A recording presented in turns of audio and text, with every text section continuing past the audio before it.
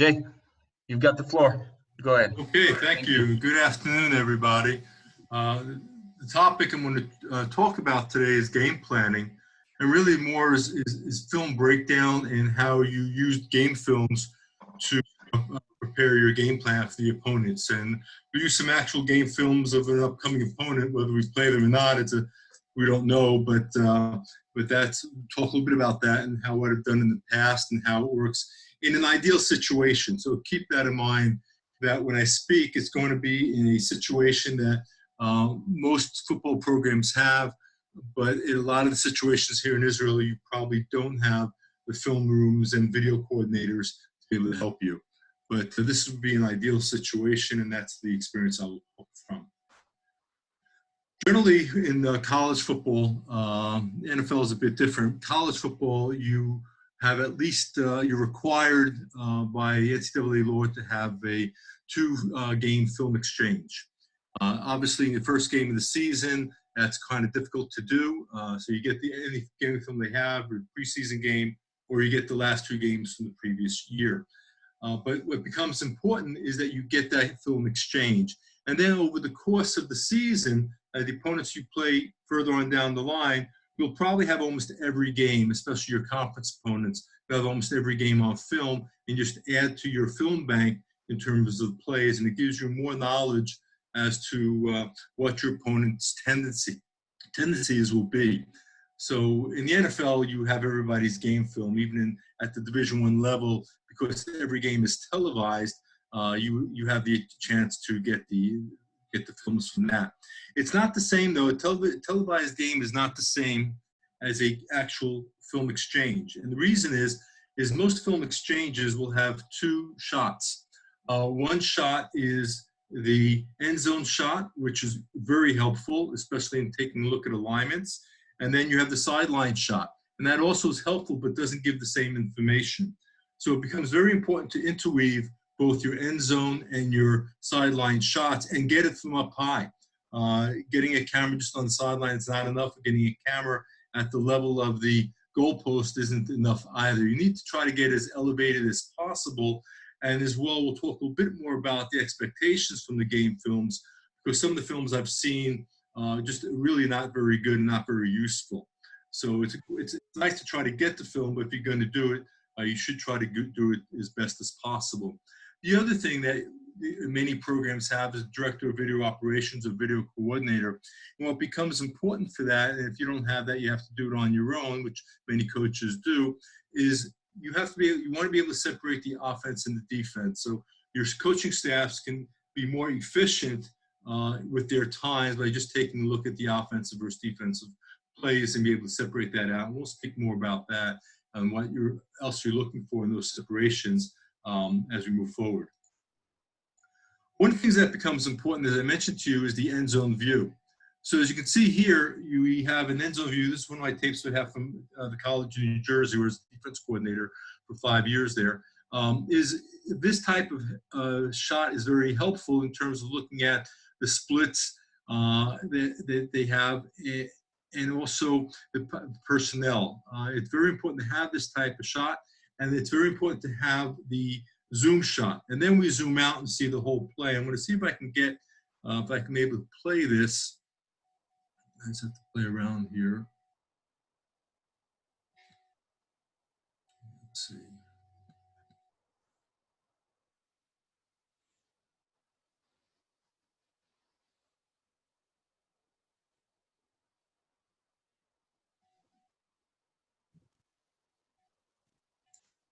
No, it doesn't look like I have it. Okay, we'll move. There we go.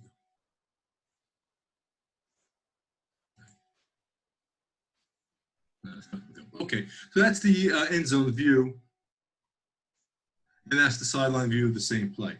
So again, what becomes important, and you'll know if the video was working and actually be able to play, you'd be able to see it, but you have the actual close-up, zoom in, and then you zoom out and be able to see the whole field and see the personnel. From this angle, it's very easy on the sideline view to be able to see everything, and that again becomes extremely important to understand the blocking schemes and the packages. And that becomes really important, is to look at the sideline view to see the entire package and who the personnel are. So in the end zone view, we want to zoom in prior to the snap. We then zoom out, take a look at the entire formation. We then look at, we were interested in what the front is. We're looking at the splits. We want to see the blocking scheme. On the sideline view, we zoom in first, take a look at personnel. We then zoom out, take a look at the play and what the patterns are. And every coach in the room has a specific responsibility while he's in the film room. And we'll go over what those responsibilities are. And from this point, I'm going to focus on the defensive evaluation. So we'll be looking at more of the offense and talk more about the offense, but we do very similar when we evaluate defense. So what are the coaching responsibilities? You have your big screen, you're playing your video, and every coach that's in the room has a specific responsibility, and we may take 5 minutes per play to break down a single play, especially if it's a bit complicated. But the coordinator is focused on the down distance, the formation, and what the play is. The defensive back coach, extremely important, will look at every receiver, the route that that receiver runs per play, and we're trying to take a look at what are the routes, what are who's the go-to receiver, look at speed of the receivers, could they get behind the defensive backfield, are they more crossing patterns? It becomes extremely important to try to identify, based upon formation, what the type of route is going to be run. We were looking, really important, looking at tendencies. The linebacker coach will look at formation, play, blocking schemes, also will assist in routes, especially routes from the tailback, running back. Defensive line coach is looking at blocking schemes, double teams, which personnel tend to pull or not to pull. Who are the offensive line personnel? So now each coach is preparing a list for his players. What are the physical attributes? What are the capabilities of each of the opponents? So as you go into practice that week and you begin a list of, okay, these are people that you'll be playing against, they have a very good idea of what to expect. You don't want any surprises. So you get to understand who your opponent is. So when we talk about personnel formation, what we're really interested in is taking a look at what personnel are on the field, because we can see some very strong tendencies based upon personnel. Are they in 10 personnel? That's 1 running back and 4 wide receivers. 11 personnel, 1 running back and 1 tight end. 12 personnel is 1 running back and 2 tight ends. 21 is 2 running backs and 1 tight end. And 22 is more of their short yardage or goal line. There's 2 running backs and 2 tight ends, kind of jumbo formations. Now, where it becomes very important is to determine whether the tight end in the game is going to signify it's a running play or not. With 4 receivers in the game, is it primarily going to be a pass play? And so these are some of the things that you want to be able to determine. Why is that important? If they're going to pass 80% of the time with 10 personnel in the game, you may want to then consider putting in your nickel personnel. So you want to be able to match up with the personnel they bring into the game with the personnel you have in the game. You don't want to be in a running set where the defense is going to be defending against the run when they're in a spread set. It's not going to be a very good day, a very good game. So you want to be able to match up as much as possible. A team that would give you potentially many problems, if that's what you're interested in, is a team that would use the same personnel to line up in a pro set, and then be able to shift into a loose quads or loose trips. They have that type of personnel, and that's why teams looking for the athletic tight ends, because they can split out, flex out. That would make it more difficult for a defense to try to guess or to develop the tendencies for what you're trying to do. So those things become extremely important to be able to identify if there are strong tendencies, and it helps you with your personnel matchups. So just really, what are we looking at under a 10 personnel? Again, 10 is 1 running back, no tight ends. So we look at loose quads, loose trips, empty personnel, and we always have to list is the quarterback in a gun formation or behind the center, and where that tailback is in relation to the quarterback. So the first formation that you're seeing here, this is what I call a loose quads, because there's 4 receivers, 2 on each side, and then the quarterback is in a gun situation, and running back to the right-hand side of the defensive formation. So this would be loose quads, gun right, and that's the formation that goes in the Excel document. Here, we have 3 receivers to one side. On the left-hand side, the quarterback's in a gun formation, and the tailback is also on the right side. So this would be loose trips, left, gun right. where this becomes important, because this will see tendencies, you'll soon find out how we break this down to take a look at what plays they run out of that formation and where in the field that they're going to run it. Additional formations is empty. This is maybe a fifth receiver or a tailback. Quarterback can be behind center or in a shotgun formation, or they could be in a loose trips formation, and we call this loose trips bunch right, because the receiver's in a bunch right. If they're really tight to the line of scrimmage, you go loose trips, tight bunch right. Up here with empty, we generally, if there's three receivers to one side, it'll be empty right or empty left.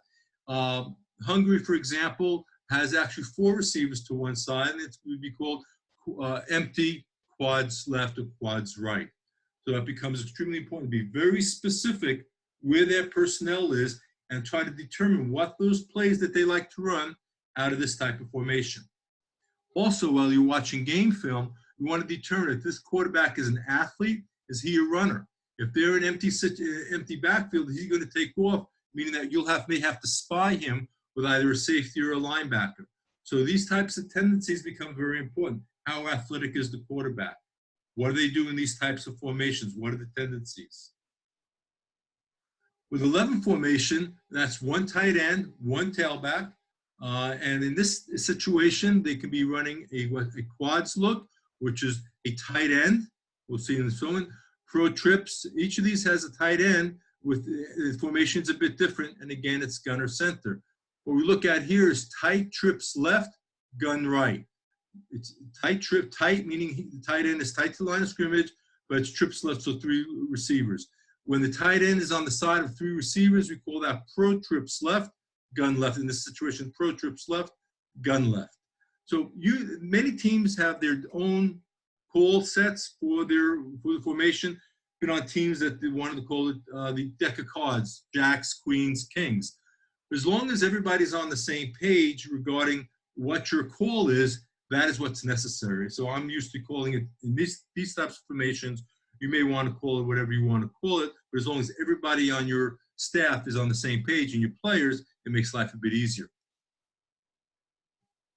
Again, quads right. So with the quads right indicates four receivers, 2 and 2, but the tight end is a tight end. So quads right, gun, pistol. If the tailback is directly behind the quarterback in a gun formation, we call that pistol. Here's quads left, wing left. So if one of the receivers is right behind the tight end, off his outside shoulder, we'll call that a wing. And you use your judgment, how far away can he get while you call it a wing. I generally use 1 to 2 yards. If he's 1 to 2 yards away, I'll call that still a wing. So this would be quads left, wing left, and then be gun left. 12 personnel is 2 tight ends. Now, where this can get interesting is if one of these tight ends is also splits out. Now, we tried doing that last year with one of our wide receivers, Guido Reese. We bring him in, so he splits out or he comes in and gives us an ace formation. And hopefully we catch the opponent without the right personnel on the field. And this would be generally is more of a running, but we actually did some really neat things. We scored a couple touchdowns out of this formation against Turkey. It was very effective. So it's 2 tight ends, 2 receivers, 1 back, and this would be here ace. It's a pretty balanced front. You can do a lot of different things with this. And then this would be ace wing left. 21 personnel is more the traditional offense. For years, this is what most teams ran. And this is a normal pro right eye. You can call it just like that, or just pro right. You're assuming that the eye is the base default formation. Here's pro left, wing left, but strong right. So we wanted, now it becomes very important with 2 running backs, what they're doing. I formation, strong, meaning that they're at the same level, but they're to one side. So we go this I, pro right, I, pro left, wing left, strong right. 21 personnel, we also can flex the tight end. So there's 2 receivers to one side, no tight end. We call this flex. So this is flex left, offset left. So the difference between strong left or offset left is that the running back and the fullback and the tailback are at different levels. So that's called an offset. He can be here, but if he isn't parallel with the with this running back, that makes it a strong call. Okay. Flex. So here would be in this situation with the tight end. Now we have twins right and twins right I formation. Now, if you have a motion here, and this is important that you want to get the motions. If this receiver motions to the right, to the left side, how you'd write this would be twins right, motion, pro left. So if this person would then motion to the motion here or trade there. And the difference between the two is at pre-snap, he decides to move once the defense gets in their position, and then he changes position before the set is called. That will be a trade. If the cadence begins and he begins to move, that's a motion. So it can either be twins right, trade, pro left, or twins right, motion, pro left. The movement could be very important. You want to note that. 22 personnel is our jumbo sets. That's double tight with two running backs in the game. So again, this would be jumbo right, and then this could be jumbo wing left, strong right. So once we have the formation, those are the first things that we put in the Excel sheet to get ready to do our tendency charts. Now we want to see what the play is. So once we have the formation, we're also going to write down the yard line they're on. Now we want to be able to identify the play. Is it a run play? Is it ISO, power, counter, traps, lead, options, inside zone, outside zone, sweeps of pitches? This becomes very important. We want to know, are they a team that's going to pull their offensive lineman, or are they generally going to perform lead? That becomes extremely important for our understanding their blocking schemes, what we need to do in terms of personnel. Jet sweeps. Are they taking the receivers like to give the ball to the receivers? Who's carrying the ball? Where is it going? What is the hole? So it becomes very important to identify who has the ball and where it's going and what is their blocking scheme. On pass plays, we need to identify, is it a 3-step? Is it a 5-step? Are they rolling? Are they rolling towards trips? Are they rolling towards trips when the running back is on the side of the trips? These are all things that you can use that will help you develop automatic checks for your defense. Say, okay, when they line up this is what we're thinking they're doing. We're going to automatically check to this play. Are they running waggles, screens, rocket, bubbles, screens, traditional screens to the running back? Those are all important for us to be able to identify. And obviously, as I mentioned to you, the trades and motions becomes important as well.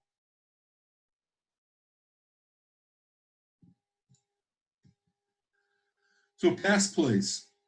As I mentioned to you, our defensive back coach has got to be able to list what they're doing. This is critical. What are their patterns? And then the defensive line coach is taking a look at their blocking schemes. Are they in slide? Are they big on big? What are their blitz pickups? Are they performing 3-level routes or crossing routes? Here's an example of what I'm talking about regarding a 3-level route. We have a situation there in pro trips left, the defense are looking at. So in this type of situation, if we're in a 40 front, so we have a 9 technique, a 3 technique, and a shade. Our middle linebacker is in the A gap. Our Will or Sam will be, he still has run responsibilities of this B gap. So it's a gap control defense. D gap, C gap right here is the only one who can take this is this linebacker, outside linebacker. The 3 technique has B gap and Mike has A gap. So he has to be able to get out as far as he can, but still cover this B gap. That becomes critical. So now they only have 1 back in here. So this is more of a pro trip set. You can see that.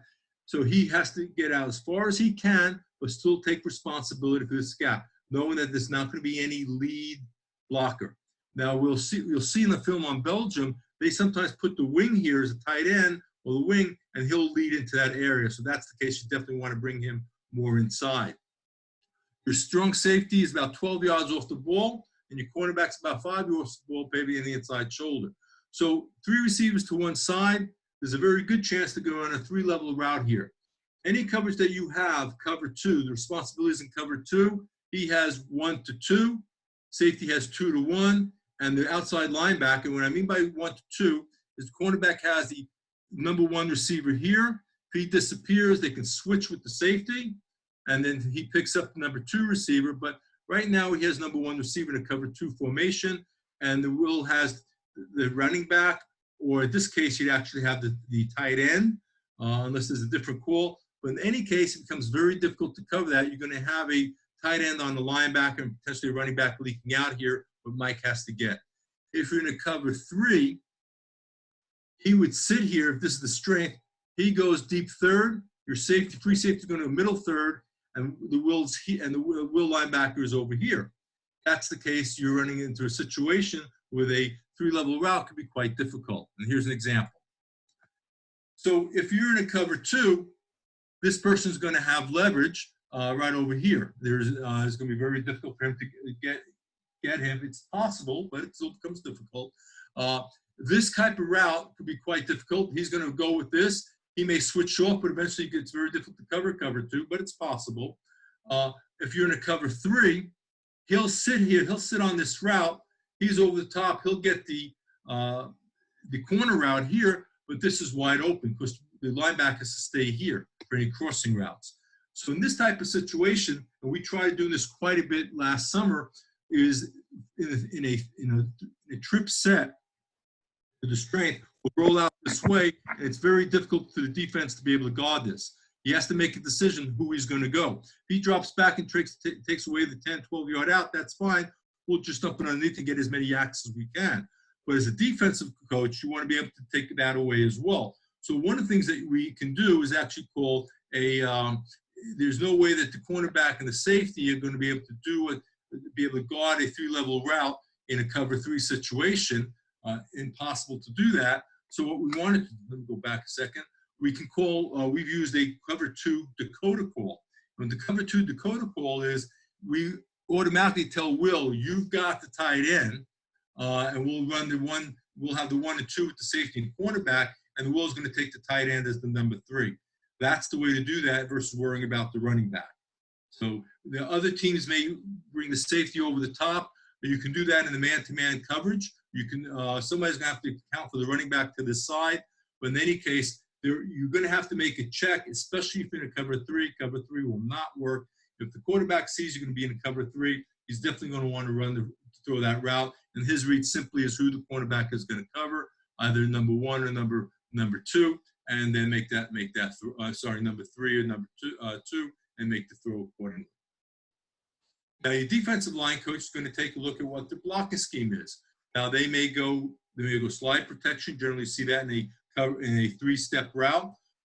Generally big on a 5-step route. But sometimes you can have a split coverage, a split blocking scheme. Here's an example of a team having man blocking on the strong side and a slide protection on the left side. So why is the slide protection? Why is the man protection here? You can see it drawn up on a board here. Is you have your running back is on the strength. He's gone. He's going to block him. He has him. Everybody can identify if the linebacker comes, that's his man. You have you slide protection here, so the center blocks him. He looks at anybody coming to this way, and he blocks the end coming this side.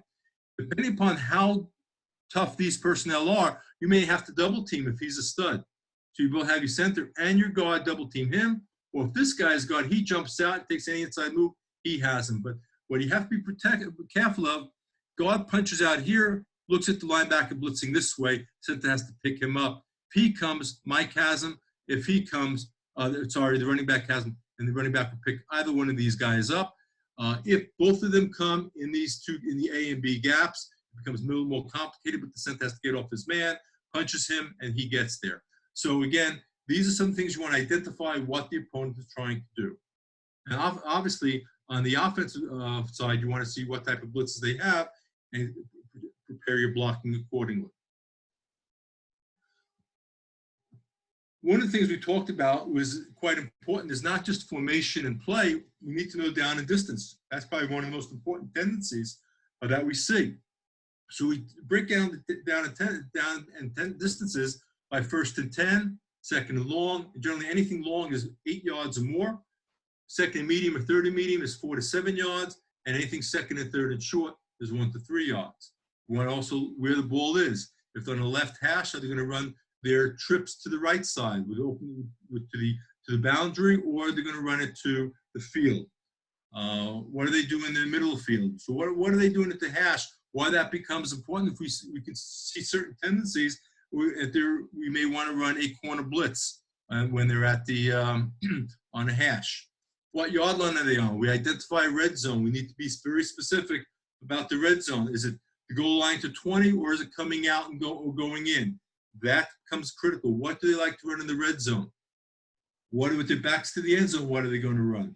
So these are the types of tendencies we're going to figure out. And then we want to have notes. What's the first play they run after a big turnover, big interception? Do they try to for home run, or are they more conservative? So these are some of the things that we'll be looking at in the game film as well. So this is an example of a breakdown, Spain versus Hungary in 2019, what the first half looks like. Down and distance, what yard line they're on, what hash they're on, were they in the red zone, what's the formation, what's the play, okay? And then what's the outcome. So you can see 1st and 10 from the 42, middle hash, loose trips, gun left, rocket screen. There's a 4-yard loss.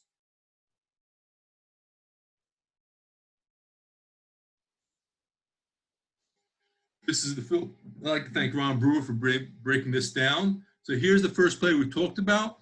They're lining up the 43-yard line. They're in a loose trips left, gun left. And we take a look at the play.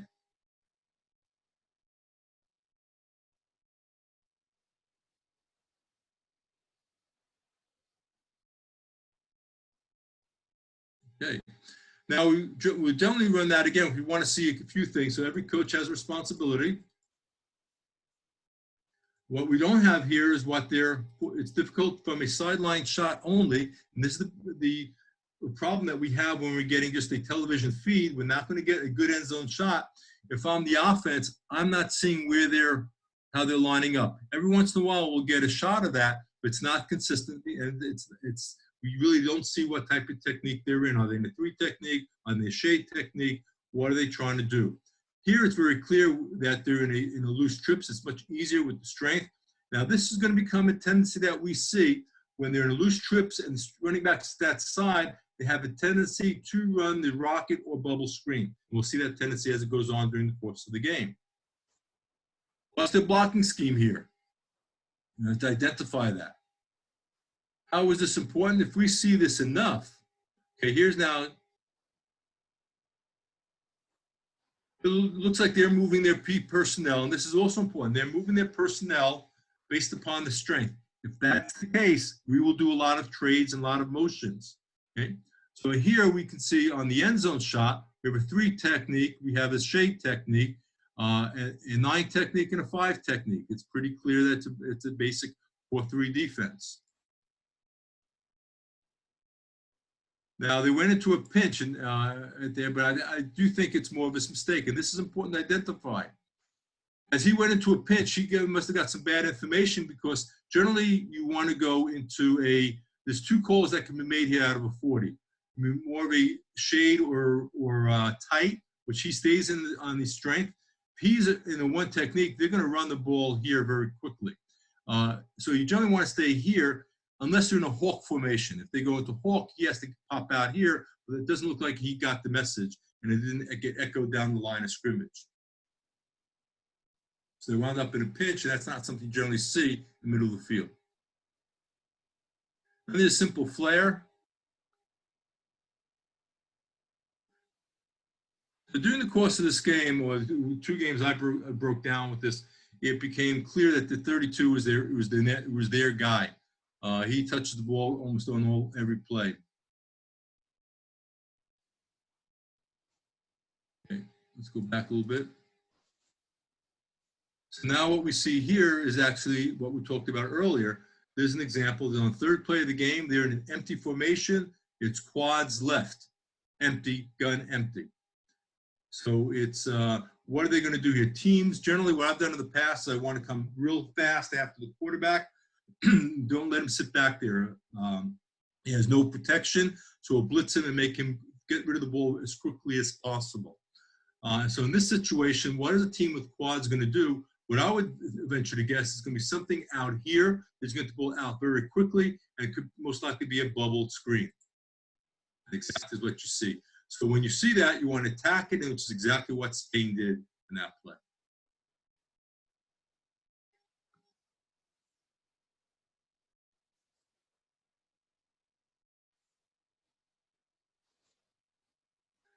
So as we continue to every play, and it's going to take a while as you move forward on these types of the whole game. This is just the 7th series in the first half, and you begin to develop tendencies and what their type of formations are.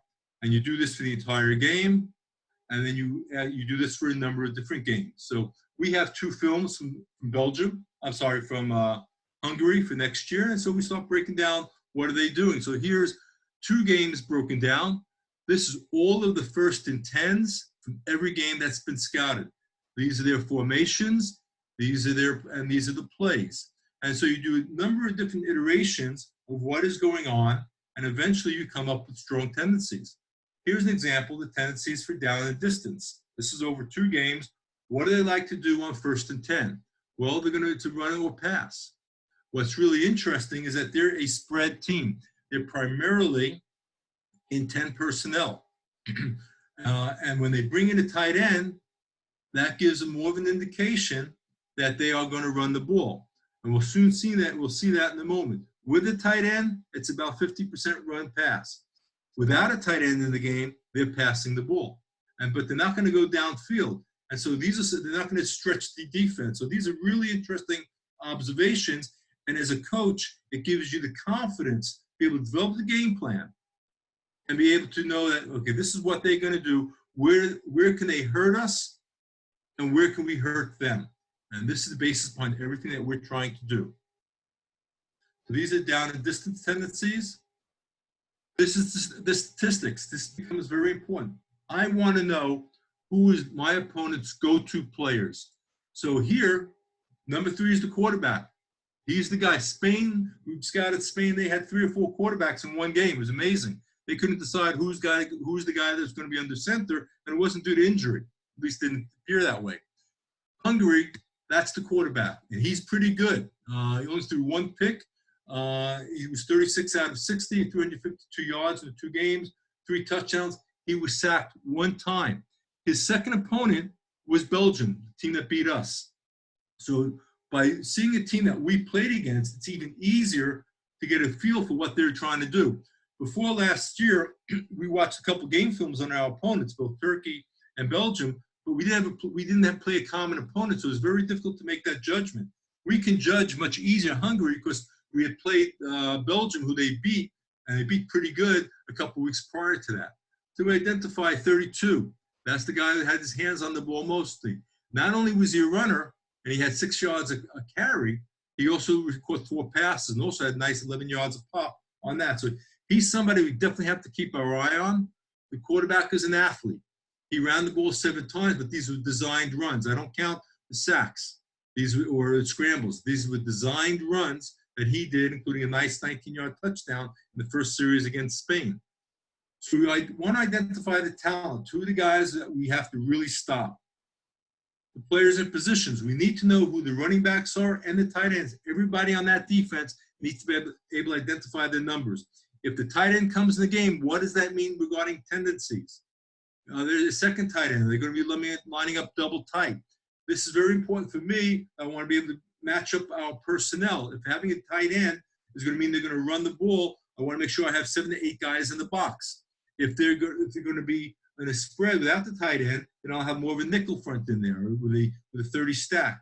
So these are some things that are really important that we need to be able to identify. Is the running back a receiving threat? If it is, if we're on a blitz and the running back leaves, we're going to have to appeal with him. We don't let the running back go away because he's probably going to throw a screen. So I have to identify what type of threat he is. Is a tight end going to come out in the spread offense? He's line up wide. We talked about that. Is there a fullback? If the fullback's in the game, does that tell us that there's going to be a run play? Do we change the sets? Changing sets requires substitutions. That becomes important. Is there any deep threat? Any guy who's going to run post corner routes that we have to be concerned about, that if we want to cover man? Can we shut them down with our personnel in a man front, in man-to-man defense, or should we play mostly zone? These are important questions that we need to be able to identify in the game film. Crossing routes.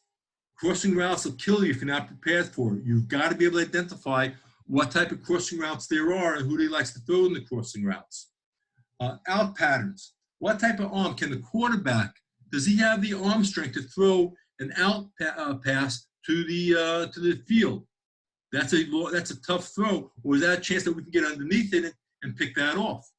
Do we respect it? These are some things that we need to see. Roll to the strength. Is on trips, formations, is the quarterback to have a tendency to roll to that area? If that's the case, we may want to blitz into that strength and force it to pull up and get rid of the ball quickly. Is the quarterback a run threat? What's his mobility? And are there design runs for the quarterback?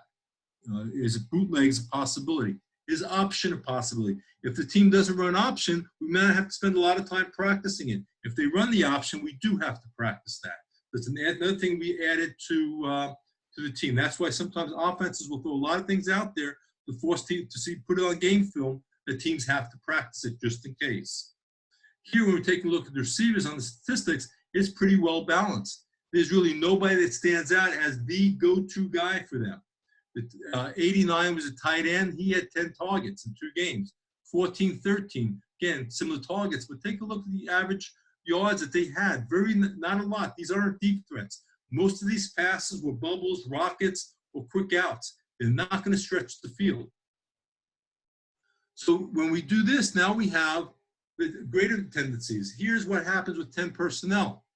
The 10 personnel, without a tight end, they're primarily a passing team. When they do run the ball, it's generally out of a loose trips with the running back to the side of the trips. And what's the most common play? It's either power to the weak side, where they're going to pull back, backside the guard, or running inside zone. What are the type of plays? Out of that loose trips in the strong, they're primarily playing bubble. So we talked about that. First play of the game, loose trips, running backwards to the side of the strength. Bubble is their go-to play, or the roll to that side.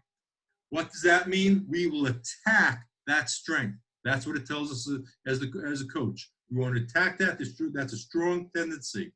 And then if they put a tight end in the game, now with a tight end in the game, 11 personnel, quads, pro trips, that is more of a run. When they go pro trips, wing strong, that wing is identified as a fullback. That's when he comes in as a wing, he's playing as a fullback, and they're running the ball. The importance of that, when we see that, if we're in with 30 personnel or nickel personnel, we roll the safety up into the box. We bring 7 to 8 guys in the box, and we can walk that up. So they'd be hard for them to identify. And these are some of the advantages you have as a defense when you understand their tendencies. And then they're not in pro. In fact, the only time they were in pro were on the goal line. So it's really not a formation that they're comfortable with running. And if they do it, it's going to be run. So that's something we probably have 8 guys in the box if we see that. So this is where it becomes important. The film tells you what teams are going to do. And by the end of a season, when you've collected many game films, you have a pretty strong tendency. Now, there's a flip side to that as well that you have to identify. What that is that the teams have as many films on you, and they're going to know what you're going to do. So at the same time that you're game filming, somebody's game filming from you, it's a good idea for you to self-scout. Start learning what your tendencies are as you're doing them. So this way, if somebody's seeing you, you can probably go against the grain, against your tendencies, knowing that every time that they line up in this type of formation, this is what I'm doing. It becomes very important for you to identify that as well. Okay, again, we talked about with the tight end in the game, this becomes more of a running team. What's some of the other information from film breakdown? Well, red zone tendencies. What do they do on motions and trades? How often do they do that? What happens when they do a motion and a trade? Here's an example in loose quads. They motion 2 trips, and what do? They like to run that bubble. So when we see that, we definitely want to attack that if that becomes a strong tendency. What are the specific actions from the formation or from a movement to another formation? For example, if they go loose quads, motion to loose trip strong, check bubble. If that becomes something that we see that's happening quite a bit, we could send somebody to the outside to attack that motion guy. Same thing way we would do that if we see them running a lot of jet sweep. If this guy is a player, this is one of their key personnel, we'll attack him. When he comes off here, somebody will be waiting for him. What happens if they go loose trips, gun left, and they check roll left? So this becomes important. If there's a strong tendency, create an automatic check for your defense. So as an example, we can attack the motion with the linebacker or the safety. Here's the example when there's a loose trips left, gun left. What are they going to do here? 3-level route, throw the ball. We have to be able to defend that. If that becomes a strong tendency, and we talked about it, when they're in that type of formation, we know the quarterback is going to move to the left-hand side. If that happens, we may want to take we'll generally have a cornerback, safety, linebacker, bring everybody here, but we may want to bring this linebacker and bring him up here real hard, attack on this way, and we're going to bring the safety over, go man-to-man, man back side, but we want to be very aggressive with the quarterback coming out here. We want one blitzing linebacker will pick him up, and the other will go after the quarterback. You can only pick one guy. So we want to force him to make a quick throw, sack him, or try to get a turnover. Okay, so these are some of the tendencies we want to do and create automatic checks. And with the 3-level routes, we talked about check to cover to Dakota. You don't know what that means. That's okay. You'll create some names for your checks for how you're going to cover something, or you can blitz off the edge, force the quarterback to throw quickly before the route develops. So once you have the film broken down, what you then do is you provide the game for your call sheet, and films go back to the video director. Each play that we listed, and it took us a couple hours to break down every game, we give that same thing back to the video director. We begin as a coaching staff beginning to game plan. We have our notes. We begin to game plan, getting ready for next practice, instill the game plan for the players.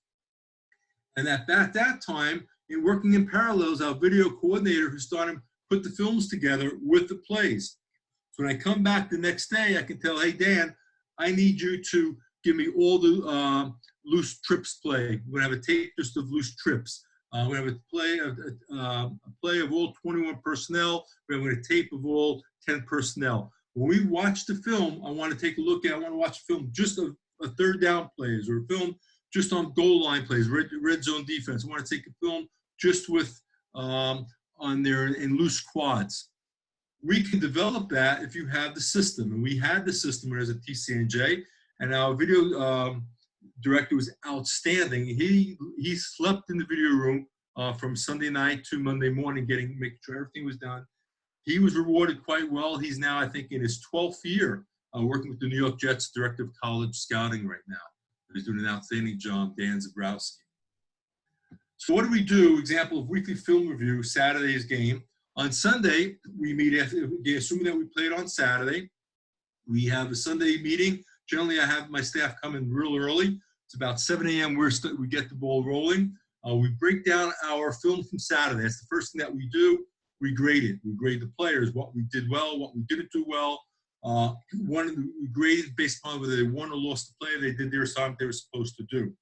That takes us a couple hours, but we have to get that done because it's the first film we're going to show to the players Monday before practice.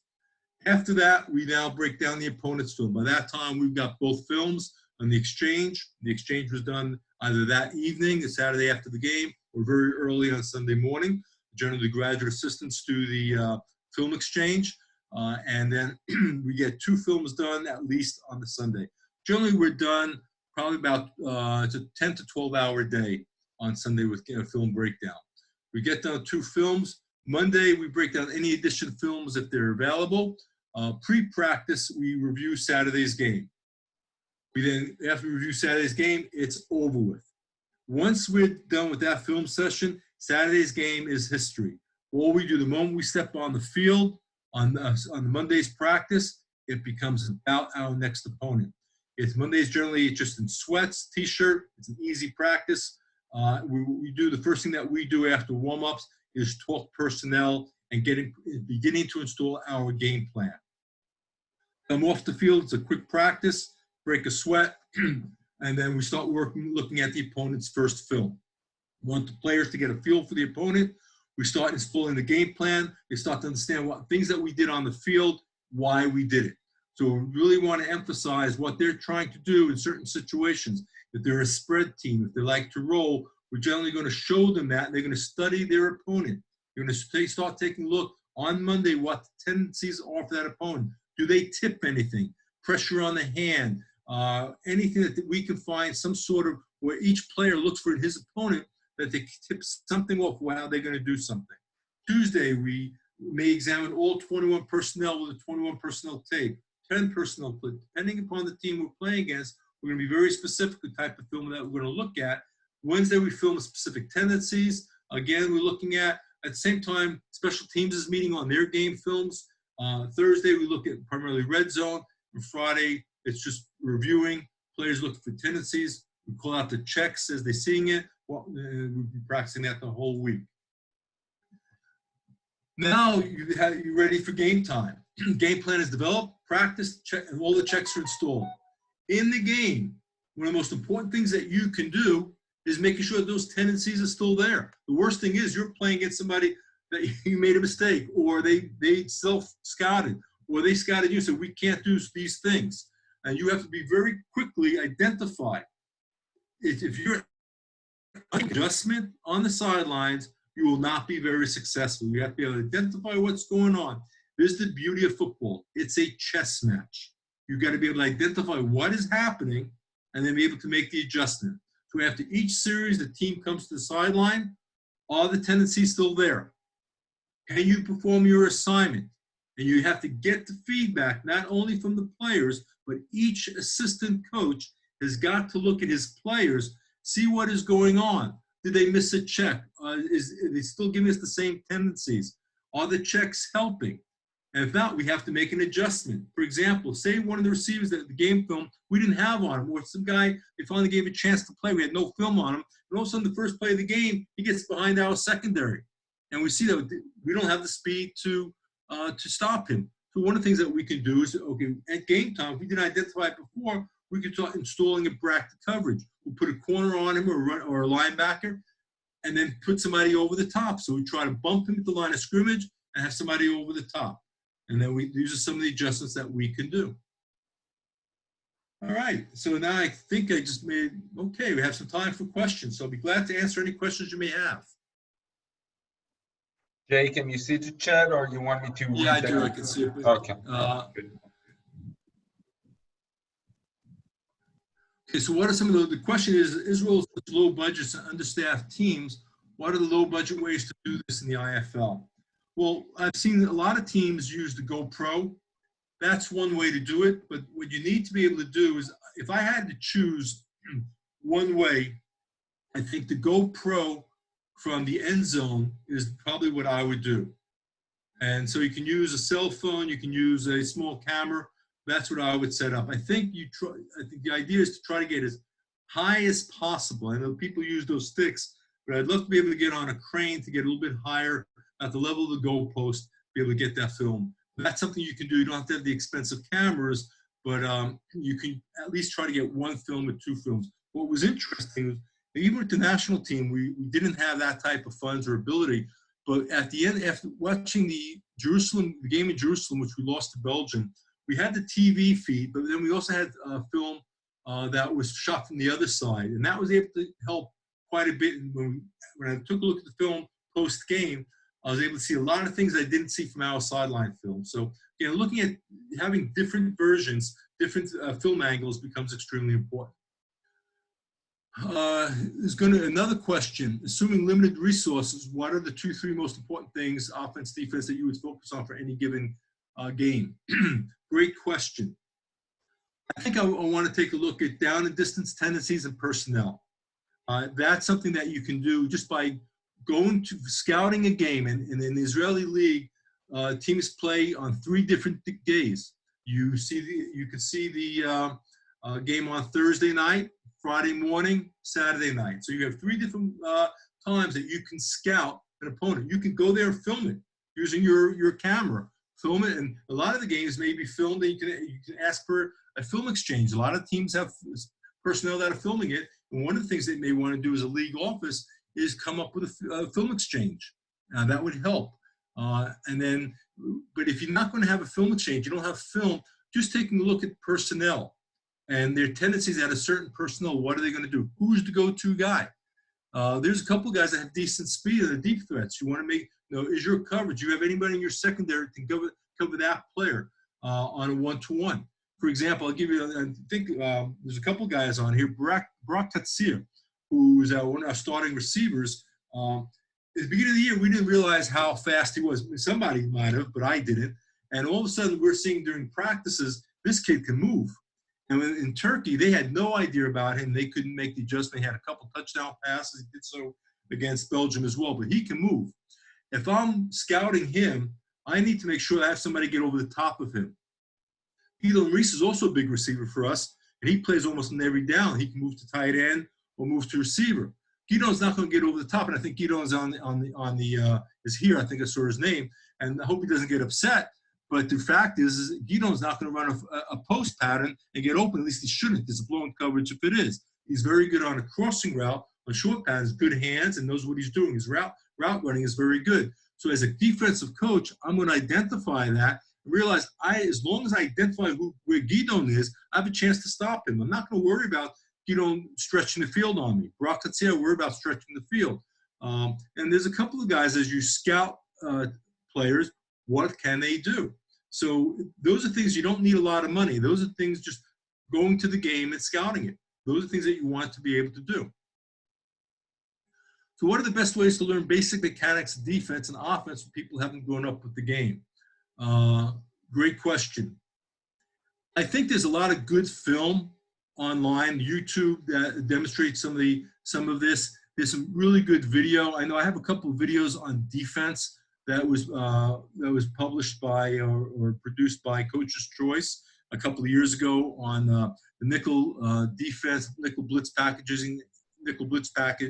and the defending 4 and 5 receiver sets. I think those are 2 videos I put together on football, but there's a lot of videos out there. There's probably some free stuff as well on YouTube that will really help you. Sometimes the best thing to do is tape a game. Tape an NFL game or a college game and play it back and slow it down to take a look at some of this, how the best players do it, and looking at their technique. Obviously, there's a good, playing the game helps, but keep in mind, I actually just finished up a book on the science of football, and on one part, I was taking a look at how many coaches in the NFL, head coaches, played the game.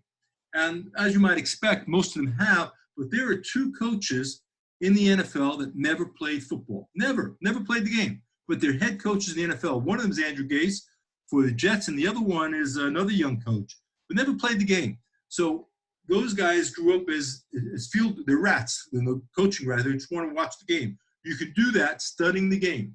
YouTube, going to fields, watching practices, that's the best way of doing that. What is my favorite tool to summarize what you've learned from the film? Excel.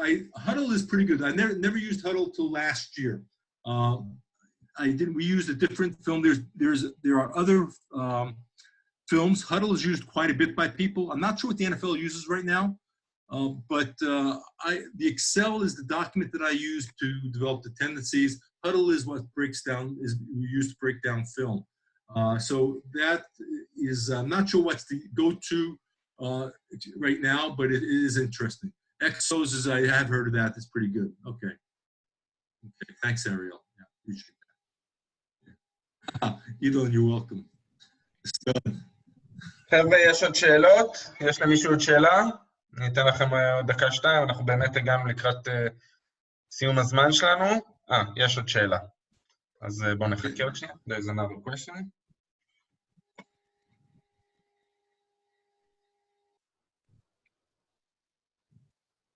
בכל מקרה, בזמן עד שתעלה השאלה של שקד, אנחנו כמובן נודה לקואוצ' הופמן. Great job, thank you for that. אני מזכיר לכם, הרצאה הבאה ביום חמישי ב-5, אתם תקבלו זימון לזה. אם לא טועה, רן בויר עושה את ההרצאה על הגנה. Here you go, coach. You've got the other question. What can I do to better prepare to coach a team? Basic things to do beforehand. If you're referring to a scout, or is it just a general practice? Shaked.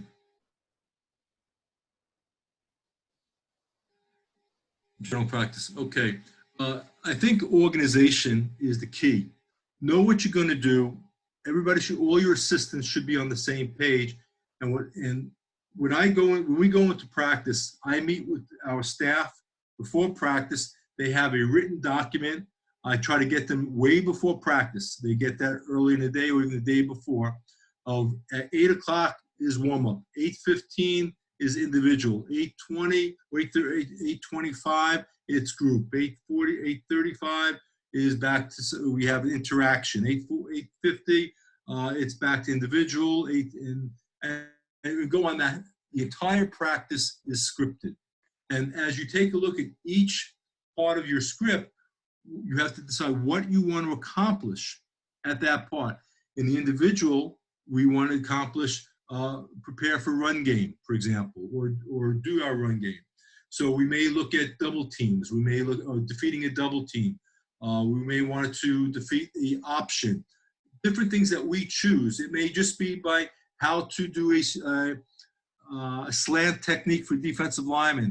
Look at split combos for linebackers. Everybody has a script, what's expected in practice. We even script the plays. Every play that we run in practice is scripted, including at times the defense. Sometimes we don't want to do that, but sometimes we'll actually script the defense or the offense as well. We want to see how this particular play runs against the defense that our opponent is going to have. So everything that we do is organized. There is no surprises except maybe when there's an injury. But everything that we do, we try to understand beforehand. But the most important thing is that everybody's on the same page, including the players. We tell them what our goals for that practice is, and everybody gets on the same page. It's too many people on the field just to wing it. You've got to have a clue what you're doing. Okay. Thank you, coach. Thank you, everybody. תודה לכולם. ושכולם יהיה חג שמח, יום עצמאות שמח לכולם. נתראה בפעם הבאה. Thank you.